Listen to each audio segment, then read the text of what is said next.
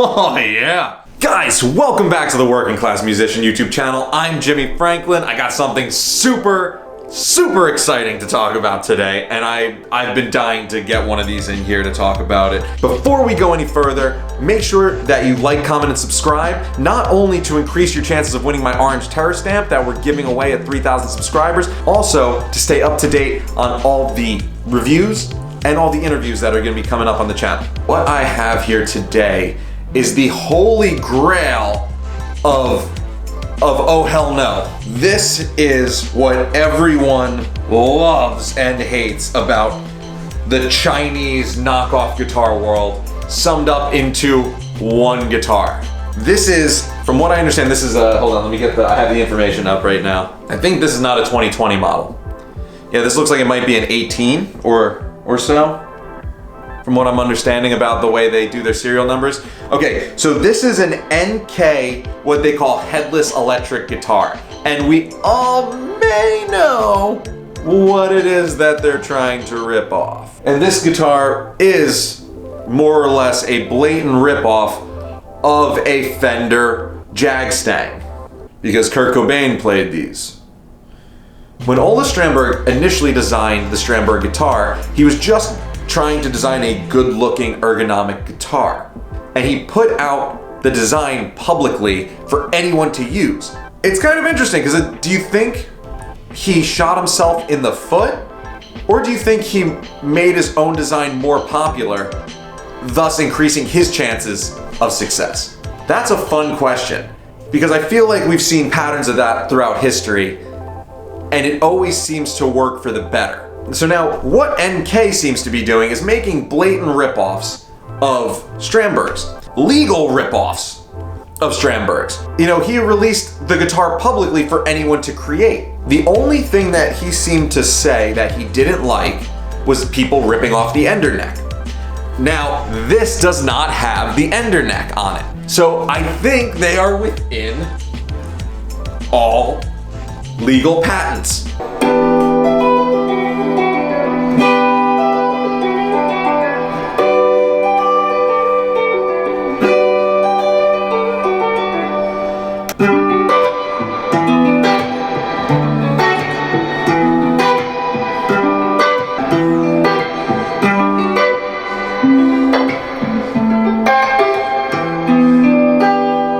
Oh, there's no whammy bar.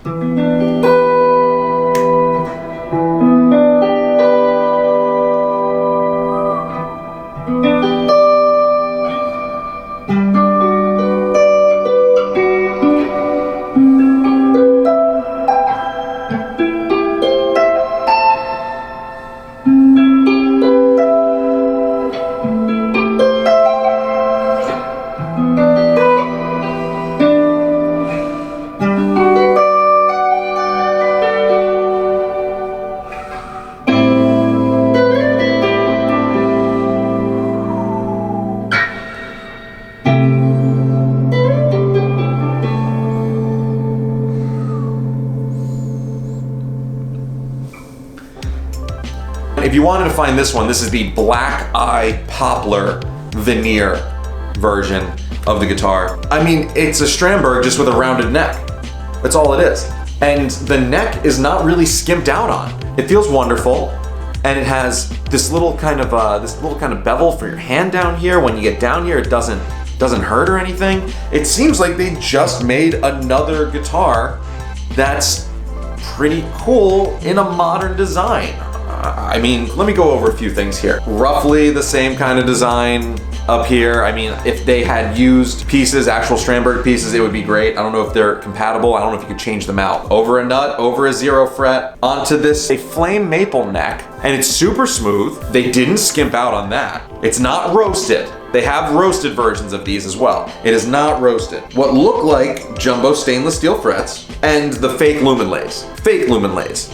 On the side and on the front, just like Strandberg does. Frets are flawless. I can't complain about the frets. Absolutely, not perfect. up here. Down here, nothing. No, not a worry in the world. I'd play this in a heartbeat. The neck feels almost like an AZ neck. It's almost the same size as an AZ neck, which is kind of cool. It's definitely a compound radius neck, and it's got the fan frets. It's got your multi-scale. What is the multi-scale on this thing? Let's see. Ooh, what? This thing has a bone nut on it. This guitar, this Chinese knockoff, has a bone nut. Dual action truss rod, luminous side dots. Okay, what's this? Oh, and it's the same multi-scale as a Strandberg. It's 25 to 25 and a half. So 25 here, 25 and a half here, I guess. Body's ash. The top is ash. The back is ash. This guitar initially comes with Alnico 5s in it. It does not come with Fishmans. This does not say, this says 3-way blade switch, but this is not a blade. That's what you get when you're dealing with these. Just letting you guys all know, when you get a Chinese knockoff guitar, make sure that you prepare to buy a gig bag or a case, because they always come in horrible cases. So what I know from what my student told me, because he had gotten this, now keep in mind, it does come with these nice, really nice wooden knobs. I think they look so sick. They feel great. The pots are okay. The bridge is a Strandberg knockoff for sure.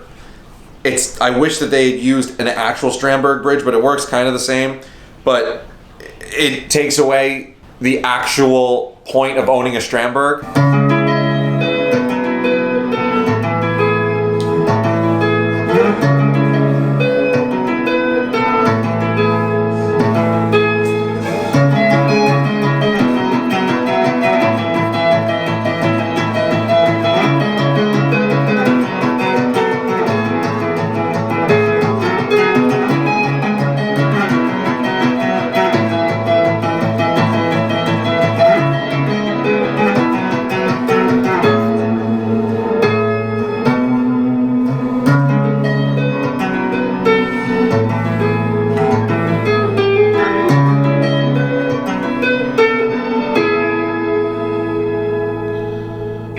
If I could replace them, if I bought one of these and I knew that I could replace that whole bridge with a Strandberg bridge, I would, and it would make this guitar so much better. Basically, if I could replace the bridge and the nut, the bridge and the locking pieces up here, I would do that.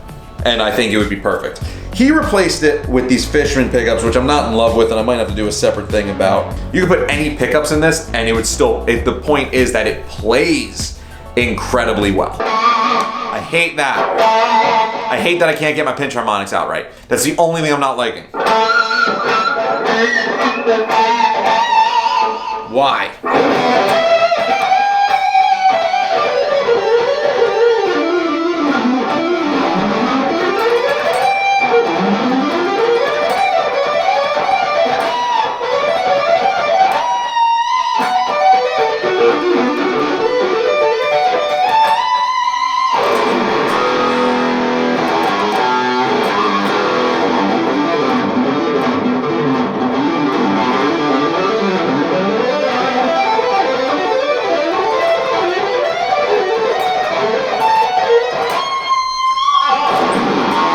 I think the body looks magnificent. I think the paint job looks incredible. You never get a paint job that looks that good on one of these Chinese websites, and it actually looks the part when you get it. Oh my God, I keep forgetting to roll the thumbnail song.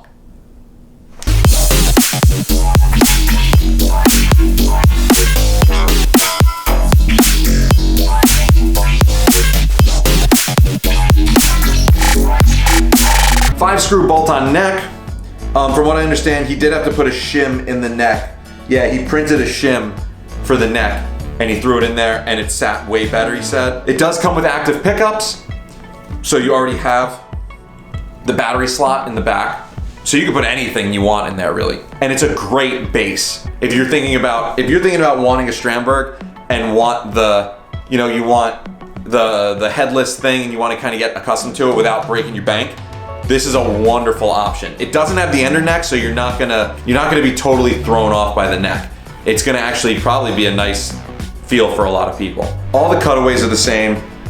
I would highly recommend the NK over the Grote. One of my biggest gripes with the Chinese knockoffs of Strandbergs is that they remove the input jack from the back and they put it on the bottom. Unfortunately, what happens is when you do that, you get rid of the point of the ergonomic aspect of it. But it's just as comfortable and just as balanced as my Strandbergs are. Maybe a little heavier on the neck side. Yeah, definitely a little bit heavier on the neck side.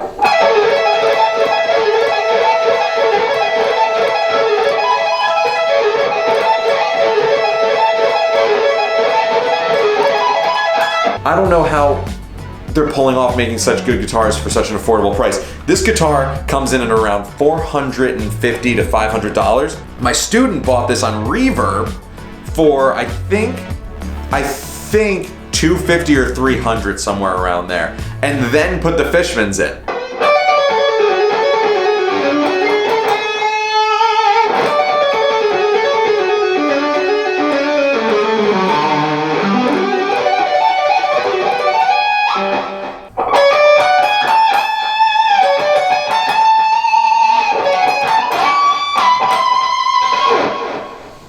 Let's say you find one of these online for 300 bucks. Let's say you even buy one for 500. Let's say you buy one for full asking price. $150 worth of awesome pickups in it. And I don't know if you could change the bridge out, but let's just say in a perfect world you can. And you switch out for a Strandberg bridge and whatever these things are called, I still don't know.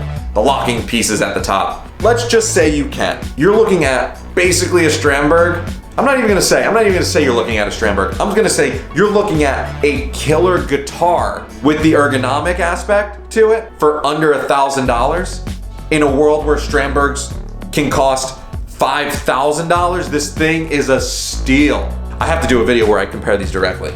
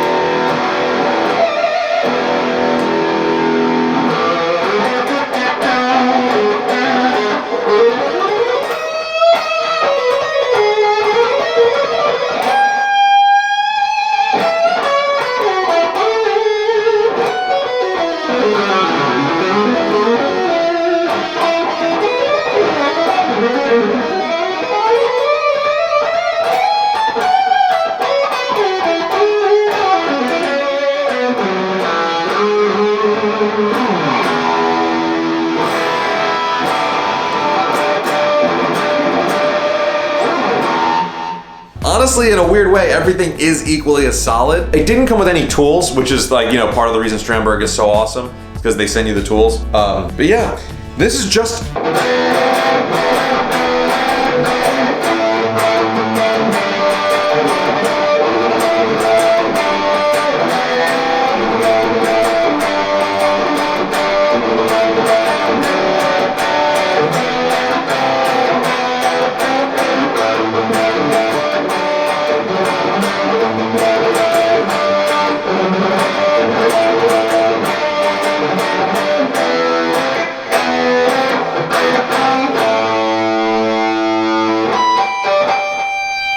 I need a whammy! It's not even like it's a knockoff guitar. It's just a great guitar. I would highly recommend this for anyone that is like doesn't really know if they want the Strandberg thing or not, but also can part with $500 as opposed to part with $1,500 or $2,000, you know, $1,500 or $2,000. Yeah, if you can part with $500 to see if you like the Strandberg thing, to have the money to put a good set of pickups in it, this is a great option.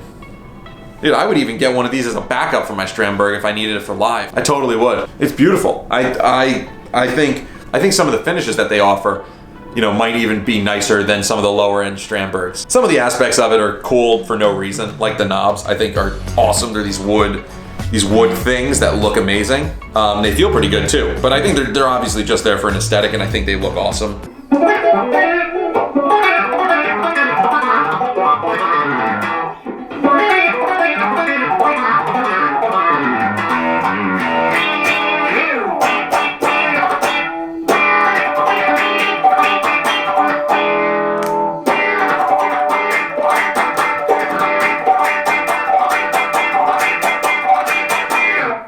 It's got a 5 screw on the back, so you can't actually replace the neck with a Strandberg Ender neck, which is fine. I'm not saying that this isn't just as good as a Strandberg, or that it is, or I'm really trying to not do, I'm trying to make this kind of stand out as its own thing. but we all know what they were going for. It makes me think that it was made in Japan or something like that, but that's how good this feels, that it feels like it was a Japanese-made knockoff. I am going to play this a bit more, and I think I'm gonna do a video doing a direct comparison of this to my beloved Strandberg. So stay posted for that. As always, this is The Working Class Musician. I'm Jimmy Franklin. Make sure that you subscribe to increase your chances of winning my orange Terra stamp that we're giving away at 3,000 subscribers. Thank you guys so much, and I will catch you next time.